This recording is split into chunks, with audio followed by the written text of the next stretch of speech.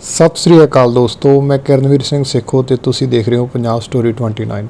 अज आपां जिस शख्सियत की गल करांगे वो शख्सियत पूरे विश्व विच एक वखरा स्थान रखते हैं। वो शख्सियत सिख पंथ की सरमौर हस्ती हैं, किसी जान पहचान की मुहताज नहीं। मैं जिक्र कर रहा हाँ भाई साहब भाई पिंदरपाल सिंह जी का। सब दे हरमन प्यारे प्रसिद्ध ठंडे सुभाਅ के मालक भाई साहब भाई पिंदरपाल सिंह जी का जन्म पिंड थारवा माजरा जिला करनाल हरियाणे विच माता बलवीर कौर की कुखों होया। भाई साहब जी के पिता का नाम सरदार हरदयाल सिंह है तो इन्हां दा पिछोकड़ पाकिस्तान का है, पिंड चूड़ कला जिला शेखूपुर, जिस स्थान ते धन श्री गुरु नानक देव जी ने किसी समय सच्चा सौदा किया सी। भाई साहब जी के दादा सरदार रतन सिंह विरक 1947 की भारत पाकिस्तान वंड समय परिवार समेत भारत में आण के वस गए। जेकर भाई साहब की पहली मुढ़ली सिक्ख्या की गल करिए तो उन्होंने पहलियां 5 जमातां अपने पिंड थारवा माजरा विच कीतियां। इस तो बाद उन्होंने इस तो अगली पढ़ाई शेखूपुरा विच 5वीं क्लास तो लैके 9वीं क्लास तक उत्थे पढ़े, जिथे वो 9वीं क्लास विचों फेल हो गए। उस तो बाद वो अपने नानके पिंड भेवे चले गए, जिथे उन्होंने 9वीं क्लास दोबारा की तो 9वीं 10वीं उस पिंड नानके पिंड रह के ही की उन्होंने। उस तो बाद उन्होंने गुरु नानक खालसा कॉलेज करनाल विच अपनी पढ़ाई पूरी की ते इस तो उपरंत फिर उन्होंने साहिबजादा जुझार सिंह गुरमत मशीनरी कॉलेज रोपड़ विच 2 साला गुरमत कोर्स पूरा किया। भाई साहब का कहना सी कि गुरमत कॉलेज विच आउण तो पहलां उन्होंने कदे भी पाठ बंदगी नहीं की सी। गुरमत कॉलेज विच आउण ते ही उन्होंने जपजी साहिब का पाठ सीखिया। उस तो बाद उन्होंने नितनेम 5 बाणियां का पाठ सीखिया ते वो 5 बाणी पढ़न दे रोज़ाना नितनेम के आदी हो गए। भाई साहब ने गुरबाणी के नाल नाल इत्थे बहुत सारिया किताबां का भी अध्ययन किया। गुरमत की पढ़ाई तो बाद भाई साहब जलंधर मॉडल हाउस विच ग्रंथी की सेवा वजों नियुक्त होए। उस समय उन्होंने उम्र केवल 20 साल की सी। जदों भाई साहब जलंधर गुरुद्वारा साहिब विच ग्रंथी सन तां इन्हां ने उत्थे बहुत सारी संगत नूं गुरु घर नाल जोड़िया ते ग्रंथी सिंह हुंदे होए उन्होंने धार्मिक दियां अनेकां पुस्तकां पढ़ियां ते होर वध तो वध ज्ञान हासिल किया।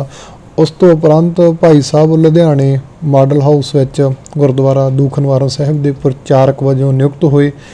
1.5-2 साल इत्थे सेवा करन उपरंत जवद्दी टकसाल विच भी प्रचारक वजों सेवा की। बाद विच 1994 तो लैके हुण तक भाई साहब लुधियाना शहर के कलगीधर साहिब गुरुद्वारा विच बतौर हैड ग्रंथी वजों सेवा निभा रहे हैं। जिथे भाई साहब पंजाब ते भारत के वख-वख थावां ते सिख धर्म प्रचारक दौरा करते। 1995 विच भाई साहब पहली बार कनेडा सिख संगतां विच प्रचार करन लई गए। इस तो पहलां वो कई बार सिंगापुर थाईलैंड मलेशिया भी जा चुके सन। हर साल भाई साहब अमरीका का टूर जरूर लाउंदे जिथे वो सिख संगतां नूं कथा सुणाउंदे ते सिख धर्म नाल जोड़ते। हुण तक उन्होंने अनेकां प्राणियां नूं सिख धर्म नाल जोड़िया ते अमृत संचार करवाया।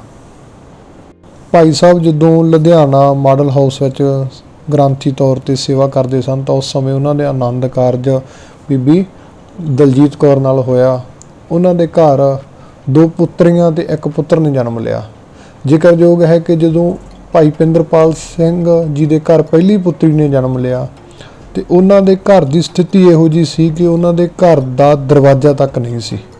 जिक्रयोग है कि भाई साहब भाई पिंदरपाल सिंह जी पंथ की वो महान शख्सियत हैं जिन्हां नूं मंजी साहिब दीवान हाल संत मस्कीन सिंह जी तो बाद जेकर ज़्यादा समा उन्होंने कथा की तो वह भाई साहब भाई पिंदरपाल जी हैं ते अकाल तख्त साहिब तो उन्होंने भाई साहब की उपाधि वजों सन्मानिया गया है। भाई साहब नूं किताबां पढ़न का बहुत शौक है। तकरीबन 6000 पुस्तक उन्हां कोल पई है जिन्हां विच उन्होंने ਹਰੇਕ ਧਰਮ ਦਾ ਅਧਿਐਨ ਕੀਤਾ ਹੈ। ਹਿੰਦੂ ਤਵ, ਮੁਸਲਿਮ, ਬਾਈਬਲ ਜਾਂ ਸਿੱਖੀਜ਼ਮ, ਹਰੇਕ ਧਰਮ ਨੂੰ ਉਹਨਾਂ ਨੇ ਪੜ੍ਹਿਆ ਹੈ, ਵਾਚਿਆ ਹੈ। ਬਹੁਤ ਨਿੱਘੇ ਸੁਭਾਅ ਦੇ ਮਾਲਕ, ਸੇਵਾ ਦੇ ਪੁੰਜ, ਮਿੱਠ ਬੋਲੜੇ, ਸ਼ਾਂਤ ਸੁਭਾਅ ਦੇ, ਕਥਾ ਵਿੱਚ ਇੰਨੀ ਨਿਪੁੰਨਤਾ ਕਿ ਉਹ ਕਹਿੰਦੇ ਹੁੰਦੇ ਆ ਨਾ ਕਿ ਜਦੋਂ ਕਥਾ ਸੁਣਦੇ ਆ ਜਾਂ ਕੋਈ ਗੱਲ ਸੁਣਦੇ ਆ ਤੇ ਕੀਲ ਕੇ ਰੱਖ ਦਿੰਦੇ ਆ।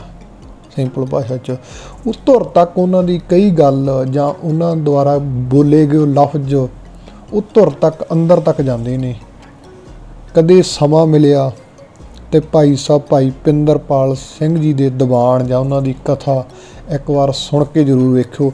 ਜਿਨ੍ਹਾਂ ਨੇ ਸੁਣੀ ਆ ਤੇ ਕਮੈਂਟ ਕਰਕੇ ਉਹਨਾਂ ਬਾਰੇ ਵਿਚਾਰ ਜ਼ਰੂਰ ਦਿਓ।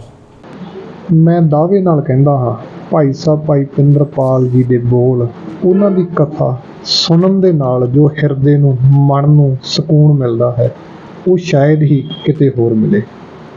ਇਸ ਮਹਾਨ ਸ਼ਖਸੀਅਤ ਬਾਰੇ ਗੱਲਾਂ ਹੋਰ ਵੀ ਬਹੁਤ ਹੋਣਗੀਆਂ, ਹੈਗੀਆਂ ਨੇ, ਪਰ ਜੇ ਉਹਨਾਂ ਦੇ ਜੀਵਨ ਦੀਆਂ ਕਥਾਵਾਂ ਗੱਲਾਂ ਕਰਨ ਲੱਗ ਜਾਈਏ ਤਾਂ ਸ਼ਾਇਦ ਸਮਾਂ ਥੋੜ੍ਹਾ ਰਹਿ ਜੇ। ਹੋਰ ਵੀ ਜੇ ਕਿਸੇ ਨੂੰ ਕੋਈ ਉਹਨਾਂ ਦੇ ਜੀਵਨ ਬਾਰੇ ਕੋਈ ਘਟਨਾ ਪਤਾ ਹੋਵੇ ਤਾਂ ਸਾਡੇ ਨਾਲ ਕਮੈਂਟ ਵਿੱਚ ਜ਼ਰੂਰ ਸ਼ੇਅਰ ਕਰੋ। ਧੰਨਵਾਦ।